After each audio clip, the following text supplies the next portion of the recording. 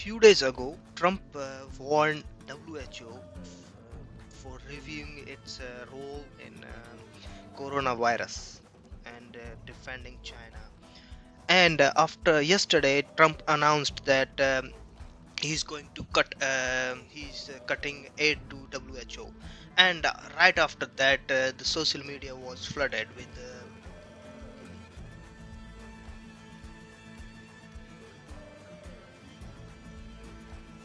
tweets, with posts, and it was plus a negative and positive both. Everyone was criticizing Trump, and many people were supporting Trump because they understand why he did it. So let's analyze what happened actually, why Trump did this, and what is WHO role in this. So Trump stopped funding for WHO, and the social media is flooded.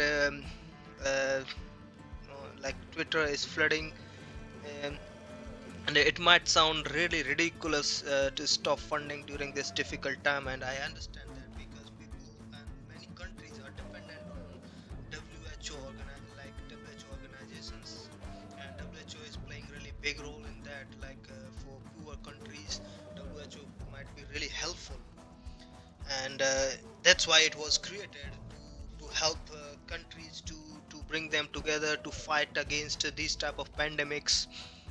And but let's hear both side of stories. And first I would like you to see what is happening on Twitter. So you see here, people are really crazy, going crazy about all this on Twitter. You see that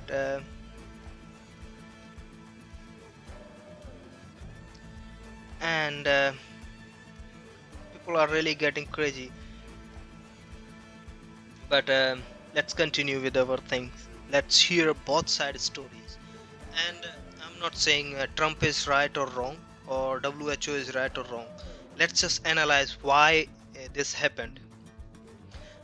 WHO incidents with corona. China first reported on 31st, publicly reported that they have serious cases with corona on 31st of December 2019, and on the same day they banned some New Year party celebrations. So they knew that it is really serious problem, and it can turn to pandemic like thing.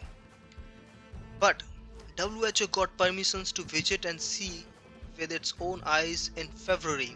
So you see, they detected in December 31st December, and WHO could not get access to see with its own eyes until February. And till then, WHO was supporting everything Chinese Communist Party was saying. So WHO was just like praising everything about Chinese Communist Party and saying whatever they were saying. WHO was supporting it. But in reality, WHO was not given access to any of the base locations like Wuhan, and WHO didn't have anything till February. China quarantined the whole city Wuhan on 23rd of January. They locked down the city.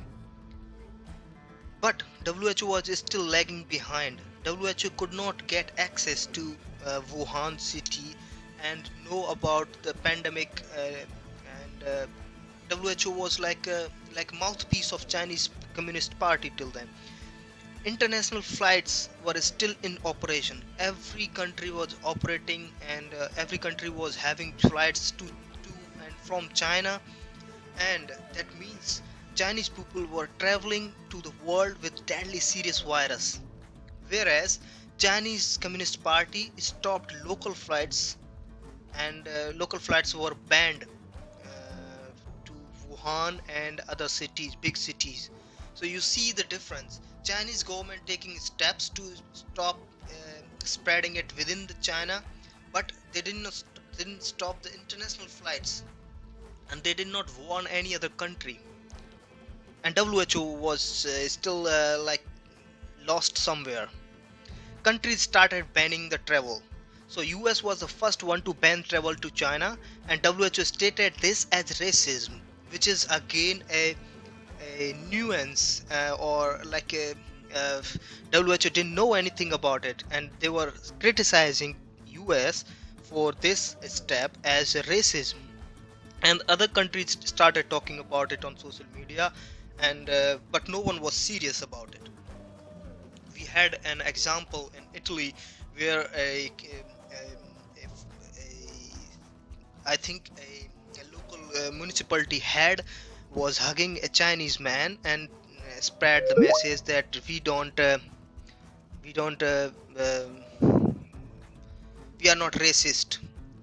And the same guy was infected with corona later on after a few days. And so people were not taking it seriously, because they were just lost in the fact that they were WHO said it's racism. And then people stopped distancing from tourists or Chinese people. Assessment was done on the response to the virus, and WHO praised China in its report that China is doing marvelous job.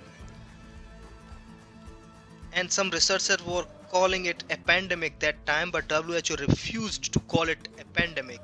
That means if WHO doesn't call it a pandemic, that means other countries will not take steps to do anything against China, or not against China, but to be prepared against this virus. Then WHO accepted it as a pandemic on 11th of March. Finally, WHO accepts, but it was too late. That means Chinese tourists who were traveling around the world, they spread the virus all over the world, and China already recovered from it. On until 11th of March, they were already in the phase of recovery, and they were almost recovered. So WHO job, its only job is to keep an eye on this type of pandemics, which could lead to disaster, and inform other countries to take some steps for it, and warn other countries about its outbreaks, what problems it can lead to, and do some research on it, and take step forward, and guide other countries. Instead, but WHO didn't do that. Most countries made their own strategies. They took initiative to ban travel, which WHO criticized and said that's racism. But all the countries took the initiative to ban travel because they have to take care of their own people. Instead, WHO chief praised China's response to the pandemic. There is a petition going on against his political biasness, and around 1 million signatures already have been signed. So let me just show you on Twitter how people are reacting. President Trump says he is halting US funding for WHO for 60 to 90 days as his administration reviews the group's handling of the coronavirus pandemic. How other countries regret? EU express its deep regret, France deep regret, Germany says blame is no use, Russia too selfish. But in reality, how they support WHO, USA is supporting the maximum, is giving the maximum. Assessed is 237 million, but volunteer is 656 million. Melinda and Gates Foundation is second number. UK is, and North Ireland is third number. Gavi Alliance, Germany is fifth number. Japan, and then is the European Commission, and then in the end somewhere in France, and you see China is also here. And required is, China is not giving at all anything. Required is this much, but giving only little bit more than just to say. And they are calling it. Another one tweet really interesting is, what is the most efficient way to contain outbreaks of contagious diseases? Rename the virus to avoid stigma, discourage travel restrictions, tell people not to wear masks, call a high threat 3 weeks later. That was a real situation from WHO. A light show represent the new vitality and vitality of Wuhan after the epidemic. Yeah, celebrating, Yes, good question. Why did WHO downplay human to human transmission? Because in this tweet here, WHO said preliminary investigations conducted by Chinese authorities have found no clear evidence of human to human transmission of novel coronavirus identified in Wuhan, China. That's really stupid of them. On it's a tweet from January 14th January, and they are claiming what Chinese Communist Party is saying. So WHO became mouthpiece of Chinese Communist Party, and they didn't do their own research, and they told the countries that human to human transmission of novel coronavirus is not found. No clear evidence of human to human transmission. That means it's not disastrous. It's not. It can never be a pandemic. This is how WHO treated or WHO reacted to this situation. So um, I have no regret in cutting off WHO. Of course, we need another solution. Or I support what I support is um, I support the petition at least to be signed, because you see, call for the resignation of the Tedros Adhanom, who WHO Director General, because he's the one who led us to this situation. And there is this petition going on from 23rd of January. Around 1 million people have already signed it. But this time WHO is really ridiculous and disappointment.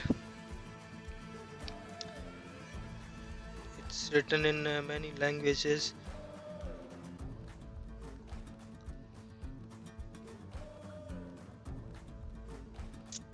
I am with WHO. I am with people who are against this thing. I'm going to sign this petition actually, and the rest is on you to decide what you want to do.